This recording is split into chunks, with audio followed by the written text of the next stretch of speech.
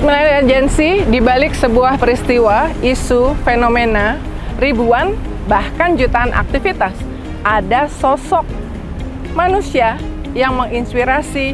Kita bisa tanya duduk perkara sebuah peristiwa, fenomena, dan di Real Talk with Uni Lubis ini saya selalu ngajak kalian untuk ketemu meskipun virtual dengan sosok-sosok yang istimewa. Ini udah langsung dapat bocoran kalian ya, karena udah bersama saya Menteri Badan Usaha Milik Negara, Kak Erick Thohir. Aduh, kalian pasti udah banyak yang nitipin pertanyaan, tapi pertanyaannya banyak juga yang soal hal lain, tapi setidaknya kita bisa tanya 3 hal.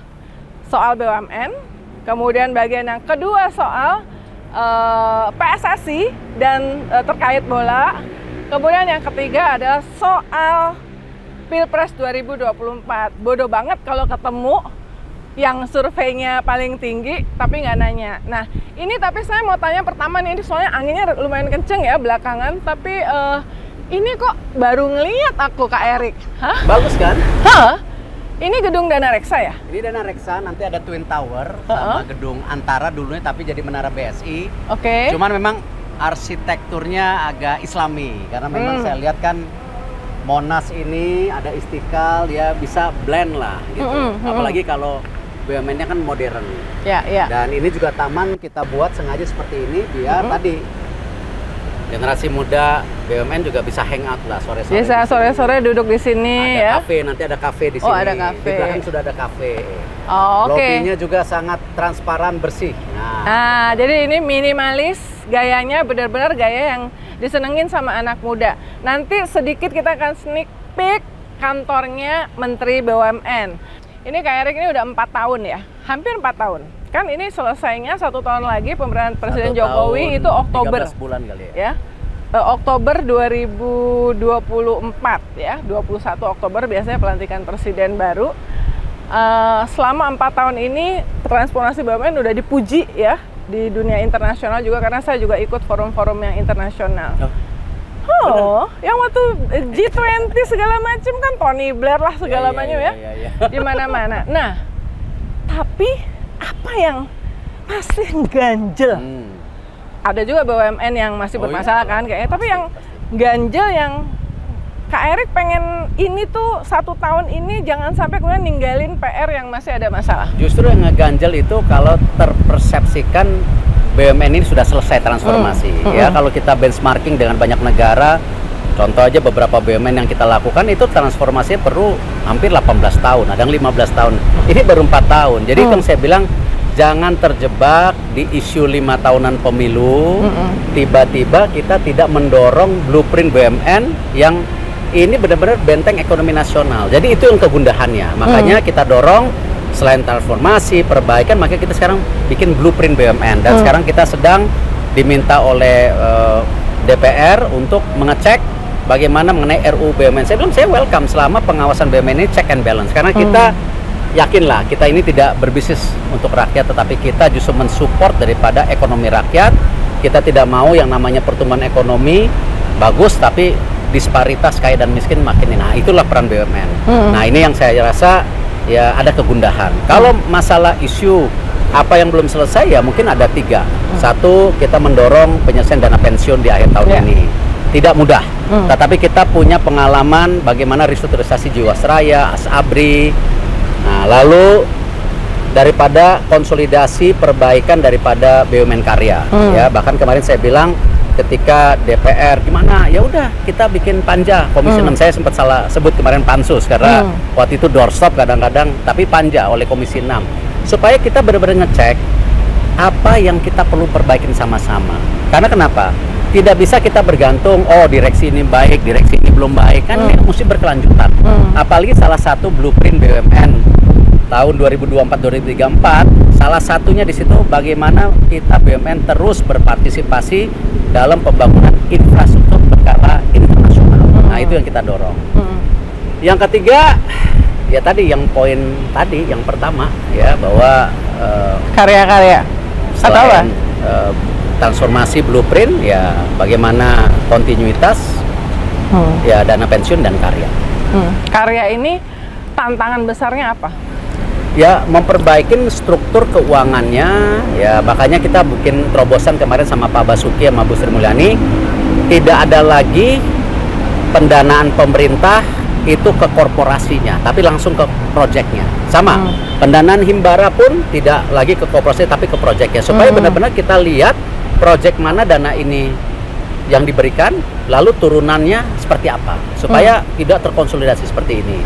Nah, ini yang kita rapikan, karena gini loh Mbak Uni, saya sih tetap percaya ya bahwa kalau kita mau makin maju, yang namanya infrastruktur harus tetap terjadi ya. Amerika di tahun 1860-an itu 20.000 kereta api 20.000 rel kereta api itu kilometernya ya. Lalu kita lihat sekarang Korea tahun 1960-an kalau tidak salah 50% APBN-nya fokus kepada infrastruktur. Jadi ya memang Cina, konsekuensinya ya Cina kereta cepatnya udah berapa kemarin? 26.000 kilometer. Kita di Jawa aja baru 4.500 yang Itu aja dramanya banyak banget. Nah, itu yang saya bilang, makanya saya sih believe yang namanya infrastruktur tetap menjadi kunci. Makanya 4 blueprint BUMN ke depan. 1 ya green economy, yang kedua digitalisasi dan inovasi, ketiga infrastruktur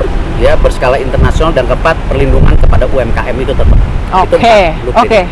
Kita ke dalamannya ya, anginnya kenceng sekali.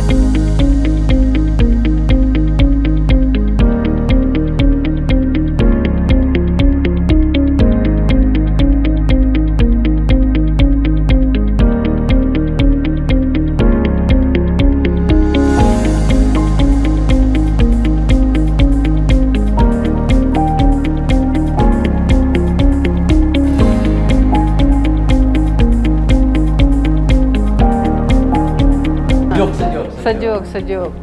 Nah, ini kantornya Menteri BUMN. Sebenarnya kantornya sih sederhana ya, maksudnya jangan kalian bayangin bahwa kantornya tuh kayak wah gitu kan. Secara ini kan super konglomerat katanya kalau BUMN kan. Nah, tadi 4 tahun dulu masuk dari orang swasta, lalu harus membenahi transformasi.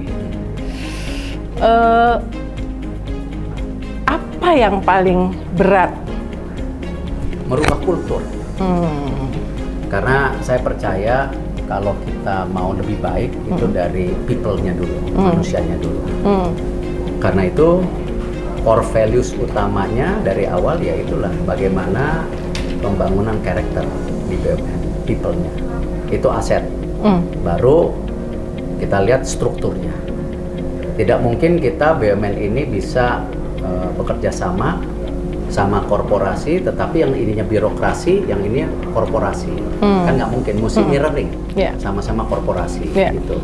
Lalu juga ya punya blueprint, ya karena supaya kita punya target dan tujuan. Kalau tidak nanti ya percuma, ada people, ada struktur, tetapi nggak tahu target blueprintnya gimana. Nah itulah yang saya dorong supaya tadi ini bisa terimplementasi dengan baik gitu. Oke. Nah, kita duduk nih. Ya, sekarang kita di ruang tamunya Menteri BUMN. Tadi saya mau tanya berapa sehari tuh biasanya jam berapa Kak Erik datang sampai kantor?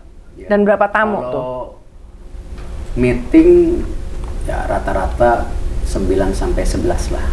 Kalau datangnya tergantung kebutuhan.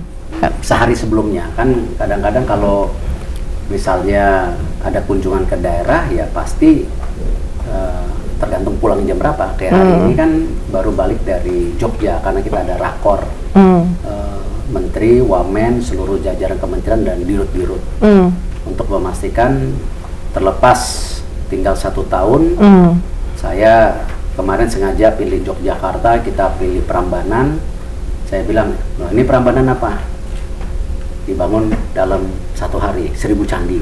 Nah masalahnya membangun BUMN, membangun negara itu nggak bisa gitu ya. Jadi perlu proses. Saya kasih contoh misalnya AI itu awal ditemuin kan 1822 dengan salah satu orang pinter lah, saya lupa namanya. Tetapi terus dikembangkan di Perang Dunia Kedua 1945, lalu akhirnya terdevelop tahun 1955 di MIT waktu itu yang namanya komputer tuh yang sebesar apa. Baru terus seperti hari ini. Artinya apa? Perlu proses. Nah, jadi saya ingatkan direksi bahwa ini kita perlu proses, perlu ketekunan, perlu target. Nah, jadi tadi baru selesai mendarat di sini jam 1:30 ya. Terus interview. Langsung ke sini. Oke.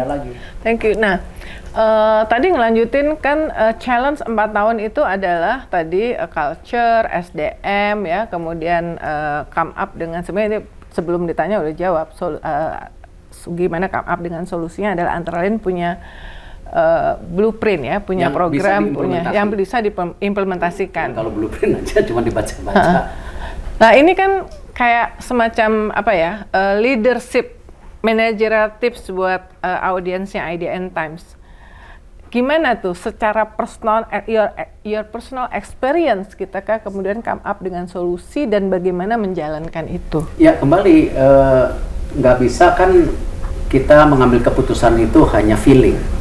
Ya kita harus benar-benar lihat data, fakta seperti apa dulu historinya, ke depan persaingan seperti apa, kita mappingin dulu apa, ya baru disitulah kita mencari terobosan-terobosan yang luar biasa. Kalau saya rasakan waktu itu mungkin dianggap kontroversial ketika mencopot seluruh sesmen deputi yang ada di BUMN dan merubah struktur Kementerian BUMN. Saya rasa waktu itu yang pertama di dalam sejarah kementerian dan alhamdulillah Pak Jokowi dukung, itu yang paling penting karena kalau beliau tidak dukung tidak mungkin.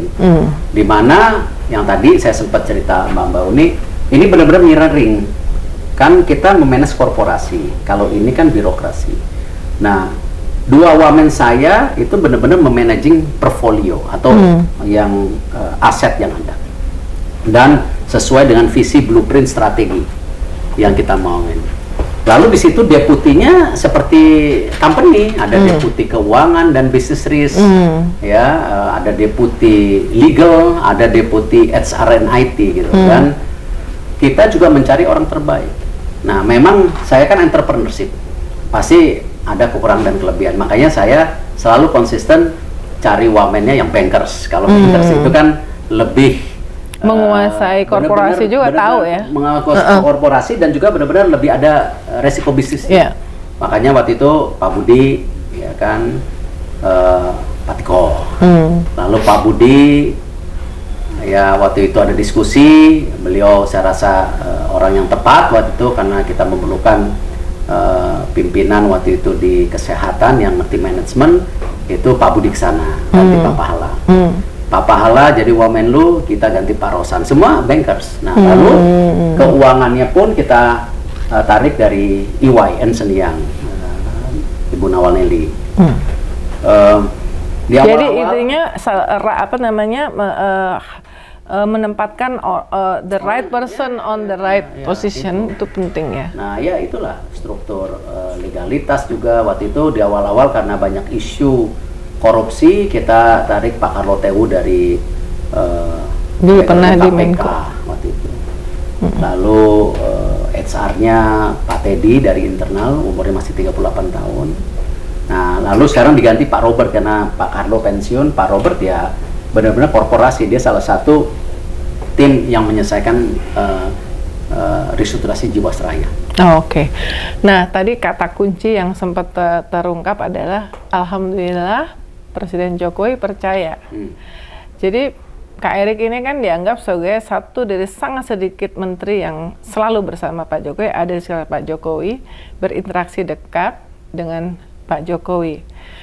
Seandainya nggak seperti itu, mungkin lebih susah ya Kak Erik untuk restrukturisasi dan transformasi BUMN. Saya rasa Pak Presiden itu kan selalu bilang bahwa dia memerlukan tim yang benar-benar bisa bekerja. Nah, memang kalau boleh fair, load atau pressure pekerjaan dan beban di bawah Pak Presiden Jokowi sangat kompleks. Jadi ya kalau kita lihat kan berapa banyak yang di reshuffle.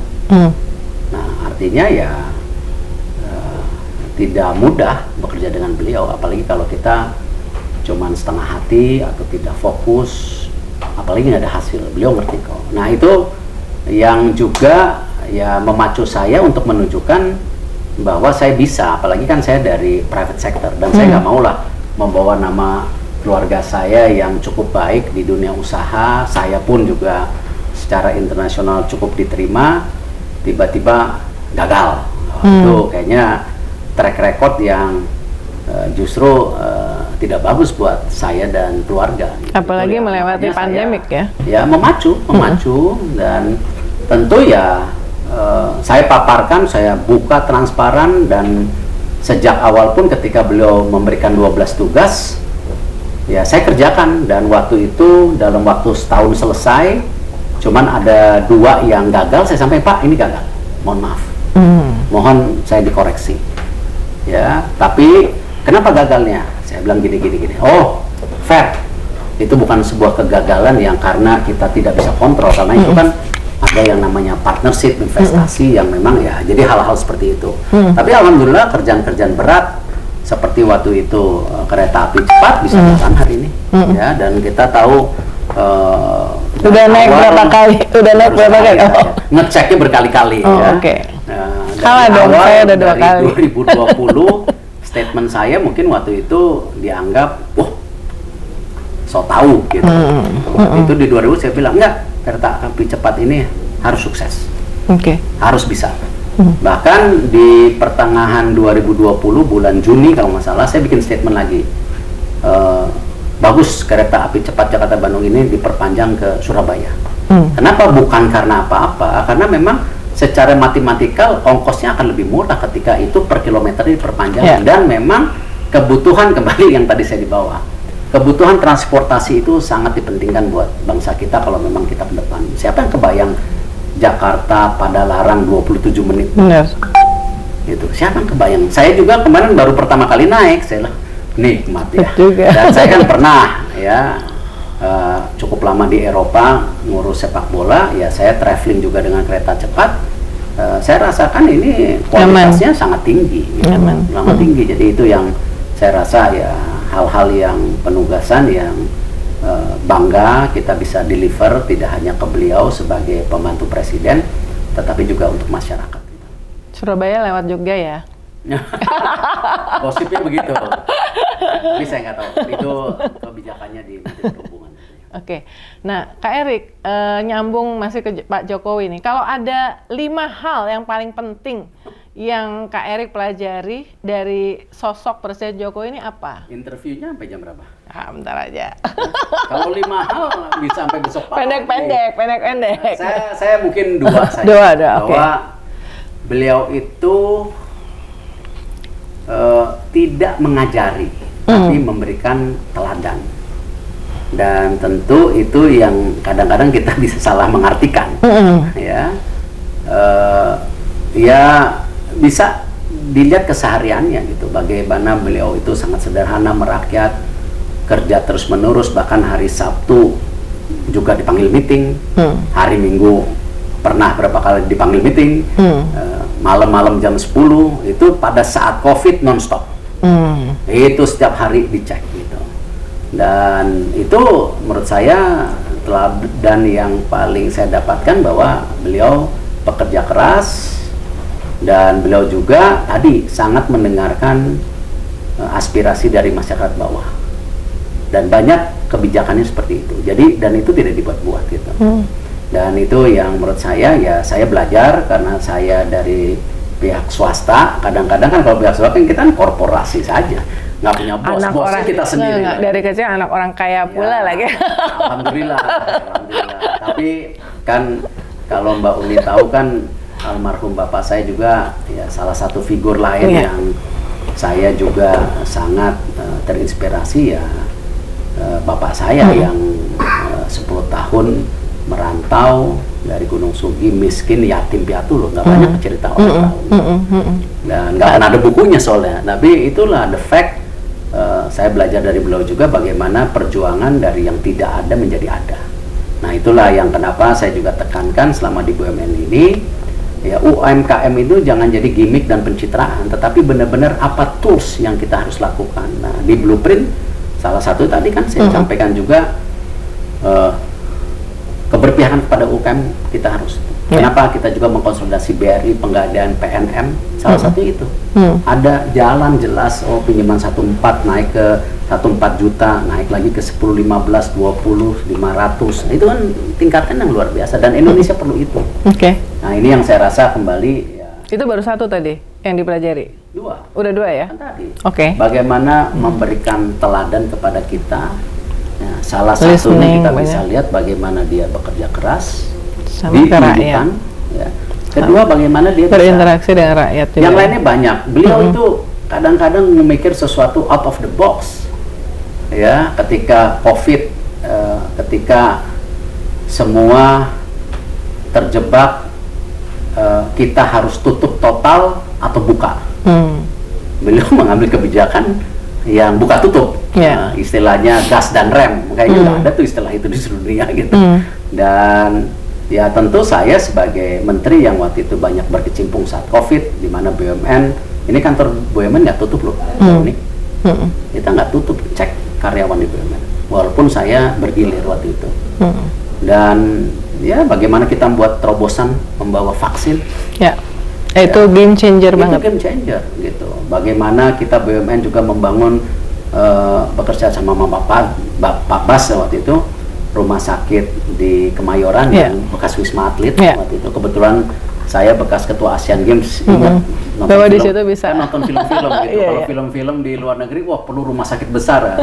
Saya waktu itu kebayang aja, waktu itu saya telepon Pak Bas, Pak, itu gedung yang bekas Wisma Atlet masih kosong. Wah, kosong belum. Gimana kalau kita jadi wah cocok, kita lapor ke Bapak Presiden. Terus kita waktu itu laporkan Bapak Presiden membuat terobosan juga mencari obat waktu itu Avigan nama kerennya, tapi sekarang jadi Favipiravir waktu itu. Nah, itu hal-hal seperti itu yang saya rasa out of the box yang beliau lakukan. Kami juga sebagai Menteri Pembantu, terutama saya, ya berpikir juga out of the box. Nah, tapi beliau berani mengambil resiko itu loh yang penting. Kadang-kadang out of the box saja tidak menyelesaikan kalau tidak ada keputusan. Kalau ngawur gitu kan. Banyak lah, banyak. Kak Erik punya kritik nggak buat Pak Jokowi? Ya, kalau saya ngelihat begini, saya tidak mau menutup mata saya. Ya, kalau sempurna itu kan milik Allah Subhanahu Wa Taala. Ya. Tapi sampai sekarang saya melihat dia pemimpin yang memberikan hal banyak kepada saya dan untuk rakyat Indonesia. Nah, dan jangan juga terjebak stigma bahwa ya kita sebagai pimpinan seperti saya di BUMN, karena kita mau mendapatkan sebuah apresiasi yang lebih, kita mendiskreditkan pemimpin sebelum kita. Ya, perbedaan pasti ada, kekurangan pasti ada, tetapi ya jangan ini menjadi justru sekedar buat kepentingan pribadi. Pemimpin-pemimpin sebelumnya tidak bagus. Saya rasa BUMN ini dari tahun 98 sampai sekarang menteri-menterinya memberikan kontribusi yang berbeda-beda yang harus kita apresiasi. Makanya saya banyak melanjutkan program-program yang memang bagus, yang belum kita perbaikin gitu. Nah, terkait rencana menutup anak cucu BUMN, kan Kak Erik pernah bilang ada perusahaan-perusahaan yang dibentuk tanpa izin. Udah ketahuan nggak jumlahnya dan gimana progresnya? Bukan tanpa izin. Saya waktu masuk melihat jumlah anak cucu ini banyak. Lalu kita petain, waktu itu kita menutup 173 anak dan cucu. Dan saya mengeluarkan permen tidak boleh ada anak dan cucu lagi. Nah, kalaupun ada harus izin. Nah, saya kembali permen itu saya keluarkan tahun 2021 pertengahan. Nah, saya berpikir ya saya mau cek lagi. Ya, mestinya tidak ada, tapi justru saya ingin mengurangi anak cucu yang mungkin hari ini sesuai dengan perubahan bisnis model sudah tidak cocok lagi. Karena kenapa? Kita ketika mau ekonomi maju, kita harus pastikan BUMN itu menjadi salah satu ekosistem, bukan memonopoli. Nah, makanya kita terbuka dengan private sector, dengan investor dan bahkan perlindungan daripada UMKM itu yang paling kita lihat. Oke. Nah, bagaimana kelanjutan pengajuan PMN untuk PLN setelah dikurangi jadi 5,85 triliun? Kan biasa Udah ada lampu hijau dari kita DPR. mendorong efisiensi menyeluruh di seluruh anak atau perusahaan BUMN. Ketika saya masuk waktu itu mengangkat Pak Zul sebagai dirut, Pak Darmo wakil dirut, bahwa ada hutang PLN 500 triliun. Waktu itu saya agak kaget-kaget sebagai private sector, saya nggak pernah punya hutang segitu. Tetapi di lain pihak, isu daripada renewable energy sudah mulai di tahun 2000 nih. Saya bilang lah gimana bisa investasi kalau hutangnya besar. Makanya waktu itu saya memilih Pak Zul sebagai dirut, bankers juga. Bankers ya, dari Bank Mandiri ya. Makanya sempat gosok nih mandirian gitu Mandiri. ya. Ya gimana? Memang yang terbaik pada Full saat talent itu, ya waktu itu. Mandiri, Telkom, Ya, itu ya. ya ini yang saya makanya genjot, jangan mereka aja, sekarang lebih banyak lagi gitu. Nah waktu itu saya meminta Pak Zul, Pak Darmo untuk cut capex sampai 50%. Mau nangis mereka. Tapi alhamdulillah mereka bisa deliver cut capex sampai 40% loh. Nah, tapi akhirnya kan hutang PLN itu menurun drastis. Sampai tinggal 400 berapa. Saya belum cek yang terakhir ya. Dan itu yang bisa juga mempermudah kita melakukan ekspansi lagi. Ya, nah, inilah sama saya memastikan kepada mereka bahwa listrik masuk desa ini yang ditargetkan sesegera mungkin. Nah, ini harus benar-benar dijaga. Nah, kemarin ada revisi-revisi dari 10 turun 5,8 kalau nggak salah, ya is okay. Itu kan bagian dari kita check and balance. Dan tugas daripada DPR Komisi 6 juga check and balance, karena kan kita nggak bisa yang namanya power kalau kita absolut jadi absolut korup gitu. Nah, ini check and balance itu dilakukan, apalagi kalau kita bicara yang namanya industrialisasi, ya, hilirisasi, kita ekonomi mau tumbuh ya perlu energi, perlu listrik. Jadi kalau listrik pun bisa masuk desa, akhirnya ini juga bisa mempercepat pendidikan.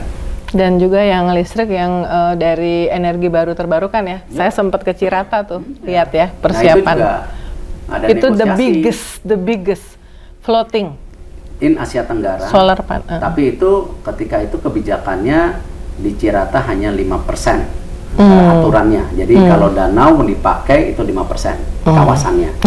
Alhamdulillah rayu-rayu Pak Basuki ya, kan temen temen curhat. Kayaknya melihatnya tuh kayak yang benar-benar yang sering yang joget-jogetnya juga sama itu. Jadi itu personal approach really influence ini ya. Bukan, karena saya seneng lah ketika ada figur-figur yang memang benar-benar pekerja gitu, karena cocok dan beli solusi gitu. Jadi sama ketika saya ini Pak Abbas bilang, yaudah maunya berapa? Boleh nggak dari kapasitas danau luasannya jadi 25%? Lah boleh. Nah, kenapa kalau itu 5% jadi 25% itu bisa 1 gigawatt? Gitu, nggak usah bebasin tanah. Kan kita ini kan kadang-kadang terbelenggung pemikiran, wah kita luas, padahal 74% kita laut loh. Tanahnya cuma 26%, ini kita lupa. Kalau tanah juga pakai acara berurusan dengan masyarakat yang nanti bisa ada potensi ada masalah. Kan gini, kembali saya nggak mau menanggapi yang di luar konteks saya. Tetapi ya memang isu tanah akan menjadi isu besar. Karena tadi kita ini negara kepulauan, tanahnya sedikit, penduduknya 280 juta. Itulah yang saya bilang ketika saya bicara pangan, saya bilang ada 2 concern dari saya. Bagaimana membalance itu? Satu, di lain pihak kita perlu makan 280 juta, ya, lahannya terbatas. Tapi apa yang terjadi sekarang di daerah-daerah 50% lahan pertanian itu berubah menjadi lahan dunia usaha lain, industri. Nah, di lain pihak, ya kita perlu yang namanya tempat tinggal. Jadi ini rebutan yang tidak mudah. Artinya apa? Mesti ada kebijakan intervensi yang harus kita sepakati. Nah, kami di BUMN kita coba membangun namanya rumah milenial, yaitu bertingkat. di pinggir kereta api. Daripada tanah kereta api kosong, kita bangun di situ, mereka bisa tinggal, bisa naik public transportation, ya kan, dan mengurangi polusi, gitu kan. Dan anak-anak muda ini kalau di training seperti itu mereka mau. Nah, akhirnya juga lahan pertanian bisa terproteksi. Nah, itulah kenapa kita punya program yang namanya Makmur. Gitu. Nah, ini kita coba, ini balance lah. Tapi problemnya kan saya bukan pengambil kebijakan, saya harus tetap bertanggung jawab secara korporasi. Nah, inilah yang ide-ide out of the box yang saya harapkan para direksi tetap melakukan di BUMN, tetapi tetap administrasinya harus benar-benar ya mengikuti aturan. Nah, sebetulnya kalau ngobrol soal BUMN tuh bisa berhari-hari, tapi ada yang juga penting yang kedua nih, soal sepak bola. Sebagai ketua umum PSSI. Nah, ini kudu riset dulu nih saya untuk nanya ini, Kak Erik. Karena bukan hal yang saya kuasain kan. Masa? Nah, jadi gini. TV bola, TV bola. Kita kan bagian nyuruh-nyuruh dong. Nah, sebenarnya Kak Erik, kiblat sepak bola Indonesia tuh mau diarahkan kemana? Kan ada Villanesia yang selama ini jadi pedoman, tapi yang tampaknya belum terimplementasi. Belakangan mulai banyak kerjasama dengan Bundesliga, KNVB, dan La Liga. Seperti apa kurikulum yang tepat buat Indonesia?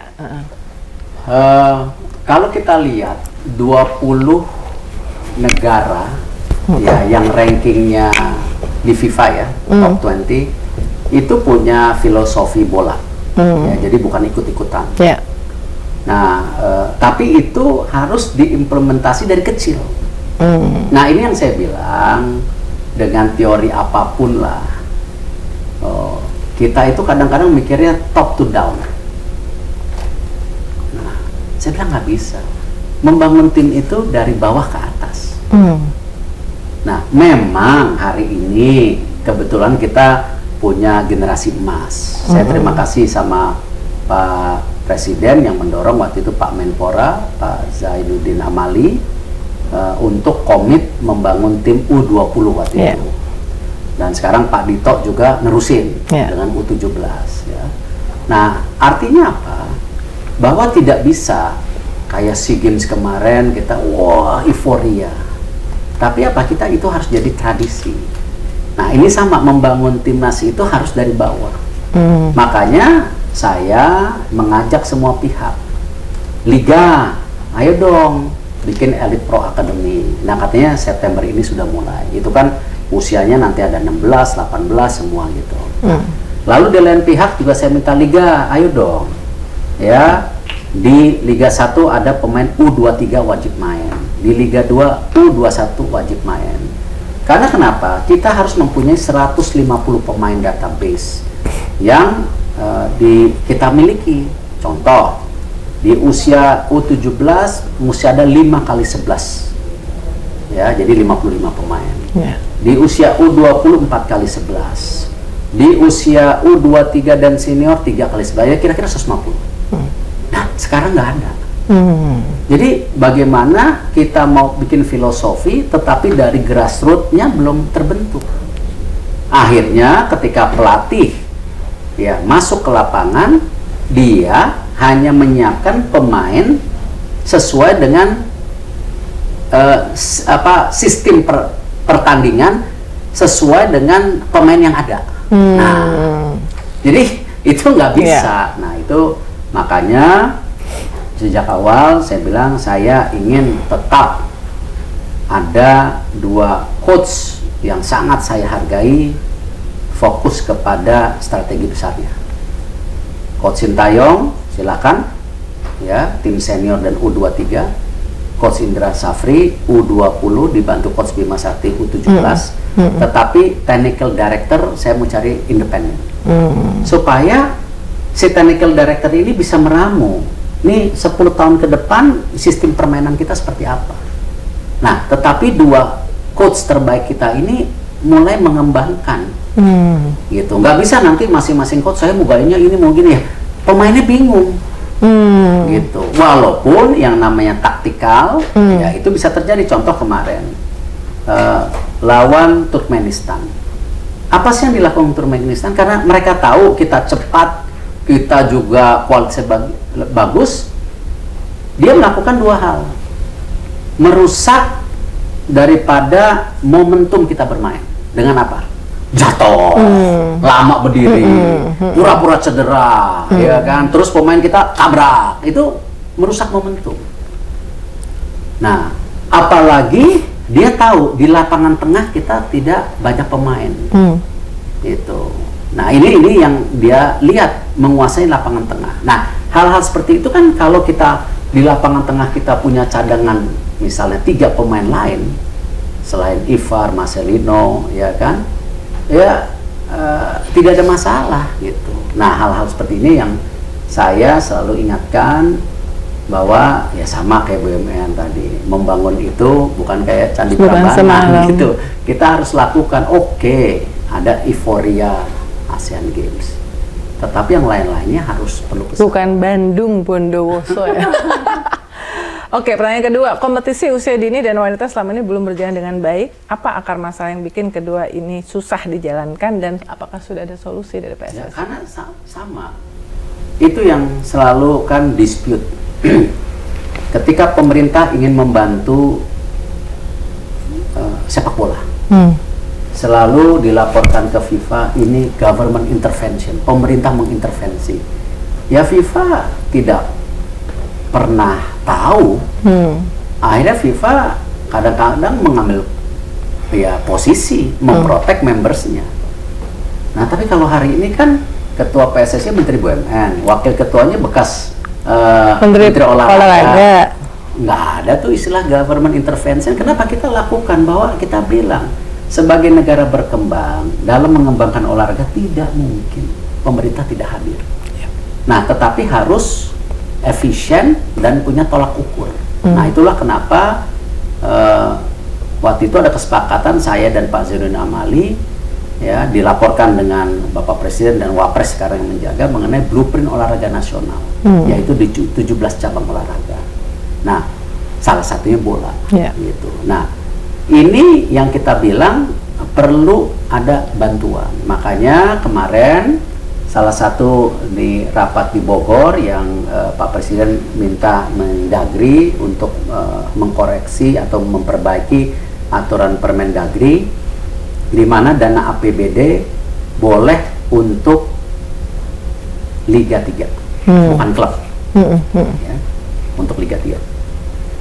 Lalu juga adanya kerjasama Kemendikbud dengan kami, didampingi Kemenpora, bahwa untuk meningkatkan jumlah pelatih dan wasit, guru-guru di sekolah itu bisa di training untuk jadi wasit dan pelatih, sehingga di waktu-waktu 1 minggu mereka tidak mengajar, mereka dapat income tambahan. Ya, bisa juga jadi wasit dan pelatih. Ini dari bawah, masif. Nah, kalau ini sudah mulai bergulir, nah itulah yang tadi saya bilang, mesti kita lakukan. Kalau sekarang semua serba macet, kita dorong sebanyak kompetisi, wasit pelatihnya nggak cukup. Nah, tapi bukan alasan. Nah, kita bikin terobosan-terobosan, ya. Yang tadi Liga punya Elite Pro Academy, pemerintah daerah bisa melakukan Liga 3, sekolah. Nah, ini kita lakukan. Termasuk tim nasional perempuan, ya kita sedang mencari dan sudah kerja sama Jepang pelatih untuk perempuan, tim nasional. Bagus. Nah, artinya kalau sudah ada pelatih tim nasionalnya, berarti tim nasional perempuan ini bisa mulai kita tata. Lalu gimana yang di kelompok di bawah umurnya tadi, ada proses sekolah, nah ini yang kita lakukan. Tapi memang dalam hal ini kita sedang fokus tim nasional, kita sedang fokus U17, kita fokus Liga 1 berjalan, Liga 2 berjalan. Nah, habis ini Liga 3, baru yang grassroots. Ya, ini memang bertahap, nggak bisa langsung. Nah, memang ini pas ngomongin soal liga ya. Format kompetisi Liga 1 ini kan unik ya, Kak. Belum pernah ada di belahan dunia manapun. Idenya dari mana ya? Apakah ini dari pengalaman Kak Erik mengelola DC United, mengingat MLS selalu menyajikan format berbeda ketimbang kompetisi yang lain? Ya. Saya percaya kita itu kan dalam membangun sesuatu tidak perlu juga pinter sendiri. Atau misalnya, oh ini formula terbaik. Kita bisa lihat kegundahan ketika juara liga tuh udah diketahui gara-gara match fixing. Sering loh. Kalau ini kan belum hasil tentu pertandingan di ujung ya tiba-tiba ada penalti. Kenapa? Saya sejak awal wasitnya dulu diperbaikin. Dengan apa? Adanya asuransi BPJS. Adanya juga dia meniup secara minimum. Jadi misalnya dalam satu musim dia harus 15. Karena kalau nggak uang kurang. Nah, nanti juga saya sedang dorong liga kasih penghargaan wasit. Gitu, supaya ada kriteria mereka ini. Tetapi nggak cukup di situ. Ada lagi teknologi VAR. Kita jangan percaya hanya humannya aja gitu. Nah, tetapi di kompetisinya pun seperti itu. Ketika kita punya ya musim kompetisi normal, tiba-tiba 4 besar yang diadu lagi, kan mereka juga berpikir dari awal saya mesti masuk 4 besar gitu loh. Dan bukan berarti dia 1 juara, bisa aja kepleset. Nah, hal-hal ini yang saya memang dorong dengan cara berkompetisi secara baik dan transparan. Lebih dan ini diberi ya. kesempatan siapapun berhak untuk main lagi. Nah, gitu. Nggak langsung gugur ya. Kalau enggak kan ya memang kontroversi. Eropa enggak, Amerika ya. Amerika buktinya MLS bikin sendiri, nggak ada ribut. Sekarang banyak klubnya, bintang-bintang Messi pun ke sana. Nah, ada juga yang sistem seperti di Liga Eropa yang nggak apa-apa. Gitu. Yang penting kan bukan sesuatu yang tidak pernah ada gitu. Sekarang giliran yang hot lagi, yaitu soal politik. Tapi kita pengen pindah.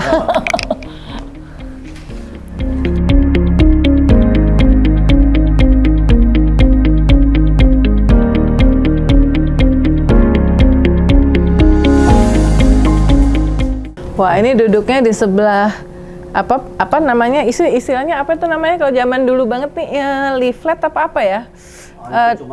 Dari Presiden JNI, tapi kan minimal udah sering ketemu dan berteman. Kita mah kalau ke sana cuman begini di depan pagarnya doang. Kak Erik. Hubungan baik. Makanya. Nah, yang wajib dijaga dan kepercayaan dia kepada Indonesia ya kita wajib jaga. Kak Erik, jadi sebelum masuk ke politik ada satu nih sebagai transisi ya. Jadi kalau kita kebetulan saya ini mantan bos saya di Antv, rekan kerja. Nah, jadi kan momen titiknya itu ketika menjadi ketua INASGOG Asian Games, langsung ke internasional. Meskipun sebelumnya udah jadi buah bibir pemberitaan, terutama ketika menjadi El Presidente, ya, Inter Milan ya. Kalau dulu tuh kita ngelihat, kita monitor tuh wartawan di Milan itu udah nongkrongin di bandara kalau El Presidente mendarat di sana ya. Padahal yang kayak gitu belum pernah dialami di Indonesia, benar nggak? Belum segitunya kan? Nah, tapi sesudah momennya itu semua orang saya rasa sepakat ketika Asian Games sukses ya.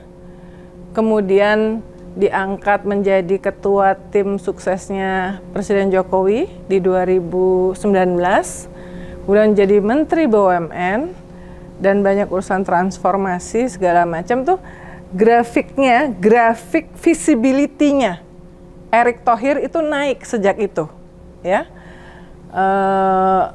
Jadi naik terus nih. Terus surveinya juga sebagai cawapres juga naik ya, paling tinggi ya. Kira-kira menurut Kak Erik, grafik visibility personalnya Kak Erik yang ujungnya nanti di peluang di 2024 itu bakal gitu terus nggak? Nggak tahu. Berasa nggak? Kan naik, bener nggak? Berasa baik nanti aku bilang. Kalau kita bicara apresiasi, saya sejak awal kinerja yang akan menentukan masyarakat menilai kita, bukan sekedar gimmick pencitraan gitu. Memang salah kalau kita kerja tidak diberitahu, dipromosikan, itu salah. Tapi ketika pencitraan, promosi itu nomor satu, tetapi backbone hasilnya nggak ada, saya rasa bukan saya. Jadi kalau Mbak bicara tadi mengenai Inter Milan misalnya, tidak mungkin seorang Erick Thohir diapresiasi di Italia sampai hari ini kalau tidak mereka melihat bagaimana saya menyelamatkan Inter Milan dari kebangkrutan.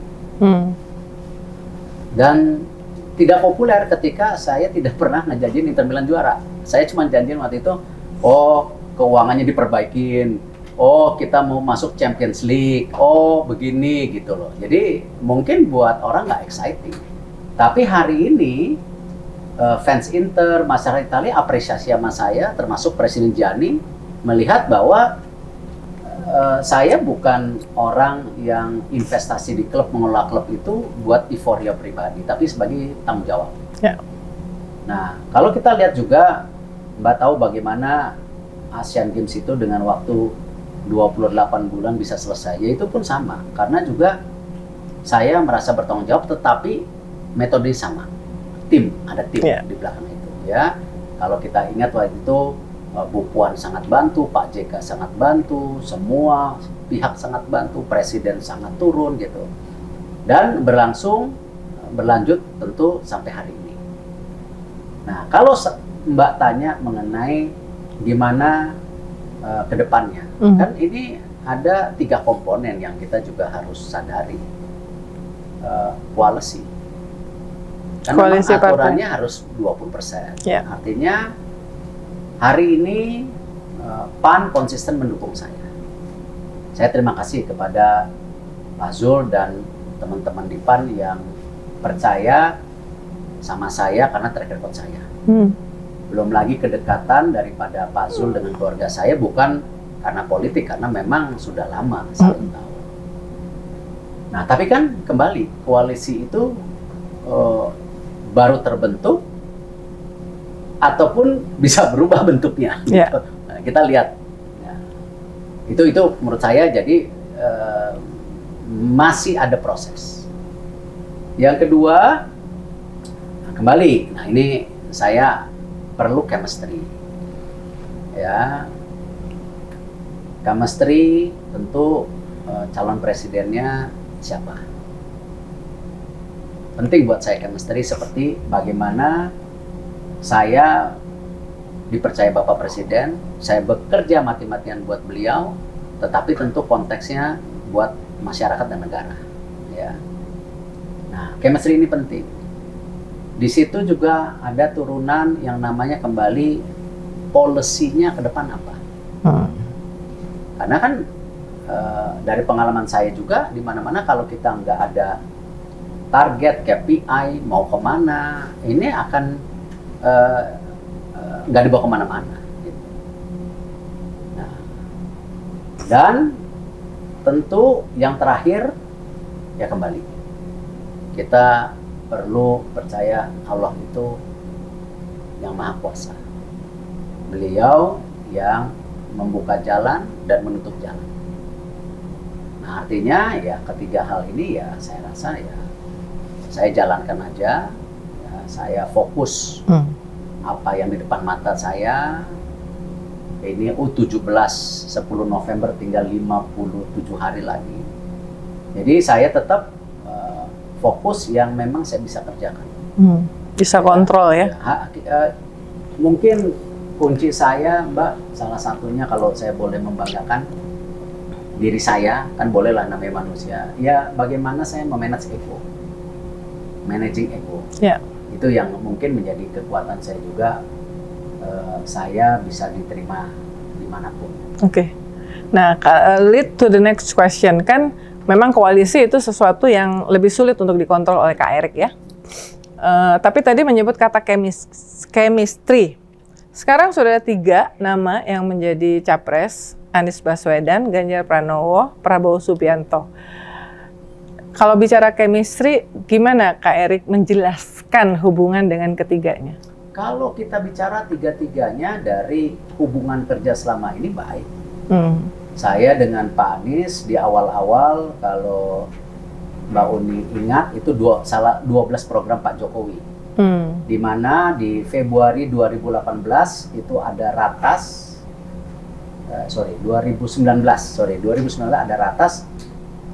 Pak Jokowi punya visi menjadikan satu transportasi moda di DKI, antara bis, LRT, MRT, semua jadi satu, seperti yang ada di Inggris dan di Singapura.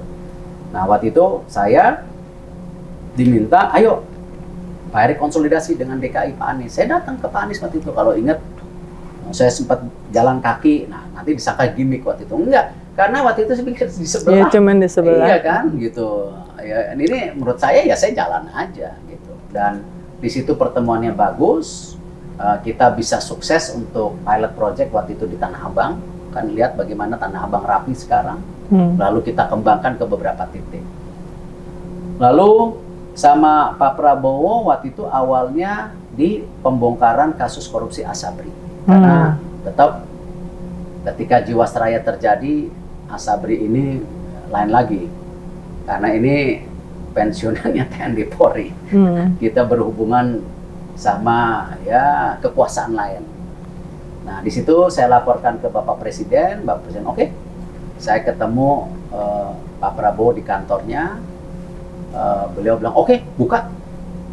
Lalu saya bawa Pak Burhanuddin, Pak Jaksa Agung, ke Pak Prabowo untuk membuka rencana step-stepnya. Jadi ada hubungan itu. Saya dengan Pak Ganjar waktu itu ada pada saat COVID, dan juga pembukaan visi waktu itu kemana Bapak Presiden. Masa kita kalah bersaing sama Vietnam dan Thailand ketika mereka mau investasi, masalah tanah berpuluh-puluh tahun ya investasi enggak. Ya gimana kalau kita bikin industrial estate yang seperti mereka. Nah, waktu itu kebetulan tanah BUMN ya kita coba. Toh tanah nggak hilang gitu kan. Kalau mereka bisa membawa investasi green economy dan macam-macam, why not itu. Jadi pengalaman-pengalaman itu ya kalau saya ngeliat hubungannya sangat baik. Ya, dengan ketiganya ya.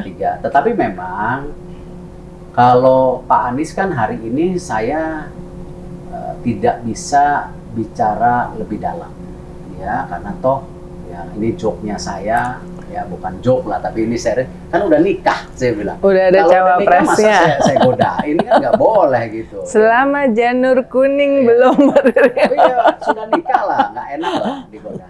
Artinya kan ada dua kandidat lain yang memang ya kita lihat saja. Tapi kan dinamika masing-masing kandidat presiden sendiri kan punya dinamikanya. Tadi koalisinya, atau mungkin nanti saya kerjanya seperti apa gitu kan. Dan tentu ya kita nggak tahu, tiba-tiba ada perubahan ya kita lihat. Jadi nah sekarang berarti konteksnya itu aja. Ke Anies sudah pasti nggak, karena sudah ada pasangannya. Tetapi sekaligus ini saya ingin dapat tanggapan dari banyak sekali pembicaraan dalam politik ini yang beredar. Bahwa yang tadinya Kak Erick itu sebenarnya sempat punya peluang, apalagi dikenal sejak kecil, katanya sejak muda oleh Ibu Megawati. Tapi peluang itu kemudian menipis gara-gara penolakan terhadap U20 yang ada Israel. Benar nggak itu? Bahwa itu menipis peluangnya di koalisi PDIP buat Kak Erick. Yang bisa jawab kan bukan saya. Tapi Kak Erick merasa nggak? Karena belakangan nama Kak Erick nggak ada di sana. Yang menguat di sana disebut Ridwan Kamil dan Sandiaga Uno. Ya itu pilihan. Tetapi ini tanggal Juli 16 atau Juli 18 itu sesudah U20 saya masih ketemu Bu Mega waktu itu dengan beberapa pakar kesehatan, tetapi tidak bicara politik. Ya, saya waktu itu Bu Mega menanyakan mengenai proyek Sanur. Ya, yang kawasan ekonomi seperti apa? Saya laporin apa aja. Karena kenapa? Hubungan saya dengan Bu Mega memang kan dari awal profesional, ketika Sarinah, hubungan keluarga yang baik, gitu. Dan saya sejak awal tidak pernah bicara politik sama beliau. Beliau juga tidak pernah menanyakan. Jadi saya yakin hubungannya baik, tetapi kalau dinamika politik waktu itu, ya tentu bukan saya yang bisa bicara, oh saya ada di sana atau di sini. Itu semua dinamika dari masing-masing koalisi. Dan tentu hubungan yang baik ini tetap ke depan diperlukan. Karena gimana, pengalaman dari COVID ketika Bapak Presiden dan waktu itu Pak Prabowo bersepakat sama-sama membangun bangsa ini. Kebayang tidak kalau saat COVID kita masih dilema perpecahan, perbedaan politik. Yang akhirnya saya rasa yang rugi ya rakyatnya, bukan pemimpinnya. Kalau pemimpin berkuasa kok gitu. Nah ini yang saya rasa kembali terlepas dari dinamika politik hari ini, saya yakin kok ya perbedaan-perbedaan itu akan ada solusi selama masing-masing pimpinan yang memegang kekuasaan atau hak atau apapun yang namanya bisa bersepakat bahwa mereka melakukan ini buat kebaikan negara dan bangsa, bukan untuk pribadi atau kelompok. Nama Kak Erik menguat di koalisi yang capresnya Prabowo, tapi sampai sekarang juga belum ada kepastian. Di situ ada nama Kak Erik, ada nama Gibran, ada tentu Erlangga Hartarto yang ketua umum Partai Golkar yang ada di situ. Lalu belakangan muncul juga Yeni Wahid ya, ketika orang bicara soal gimana mendapatkan suara dari NU, Jawa Timur, Jawa Tengah. Kak Erik melihat peluangnya gimana? Sama juga, kan selama tadi kalau saya lihat koalisinya belum firm, belum ada kesepakatan, black and white, ya, nama-nama itu pasti berkembang. Gitu. Nah, terus kalau saya mikirin itu, gitulah, kapan kerja buat BUMN sama PSSI-nya gitu. Itu yang saya selalu bilang bahwa ini kan bukan sesuatu yang harus membuat kita 5 tahun pemilu ini terus seakan-akan ini the end of the story of bangsa kita gitu. Titik akhir dari sebuah negara Indonesia, tidak. Umuran kita sudah 78 tahun. Kalau dunia sepak bola udah ratusan tahun, gitu kan. Dan saya rasa di BUMN pun sama, saya jelaskan tadi. Bukan, tadi pagi saya ngumpulin direksi BUMN. Saya bilang, ingat loh, ya, keberlangsungan BUMN ini bukan karena pemilu 5 tahun. Gitu. Jadi profesionalisme BUMN itu harus. Bahkan tadi wamen saya ketika ada makan malam nih, Wamen Rosan kan juga makan malam sama keluarga. Kita dekat sama dua-duanya. Iya, makan malam sama keluarganya. Ini hal-hal yang generasi apa nih, Z kali ya kan? Ketika makan malam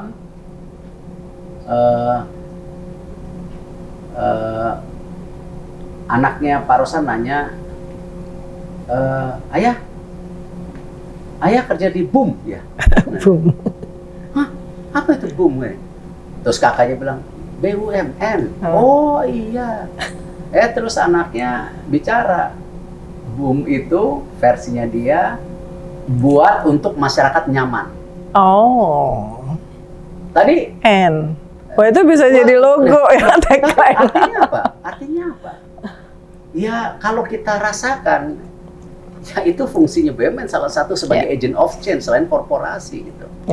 Makanya ketika dibilang, oh BUMN ini hanya bisnis buat rakyat, saya keberatan. Kita tidak bisnis dengan rakyat. Ya. Kita ini mendorong ekonomi rakyat dan semua. Gitu.